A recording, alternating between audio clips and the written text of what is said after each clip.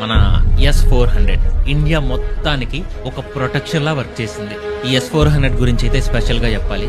ఒక టెక్నాలజీని 100 ఏళ్లు గుర్తుపెట్టుకోవాలంటే ఆ టెక్నాలజీ 100 ఏళ్లు పనిచేయాల్సిన అవసరం లేదు. ఒక్కరోజు చాలు. అతను సాధించిన విజయాలు అతను 100 ఏళ్లు బతికిస్తాయి. అవర్ ఎయిర్ డిఫెన్స్ సిస్టమ్ మన ఇండియా యొక్క సుదర్శన చక్రం. అమెరికా దీన్ని మన ఇండియా కొనేటప్పుడు మాత్రం మన మీద శాంక్షన్స్ వేస్తానని బెదిరించారు. ఎందుకు ఇదంతా స్పెషల్?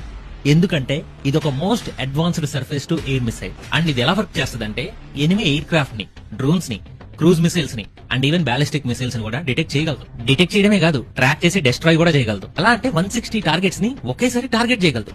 అలాగే సైమల్టేనియస్ గా 72 టార్గెట్స్ ని కూడా ఎంగేజ్ చేయగలదు. అండ్ S-400 లో కూడా కొన్ని వర్షన్స్ ఉన్నాయి. మన దగ్గర ఉన్నది advanced version, up to 400 kilometres range వరకు ఉంది. అండ్ ఇలాంటివి మన దగ్గర 4 ఉన్నాయి. దీనికోసం అక్టోబర్ 2018 లో $5.43 బిలియన్ డీల్ చేసుకున్నారు.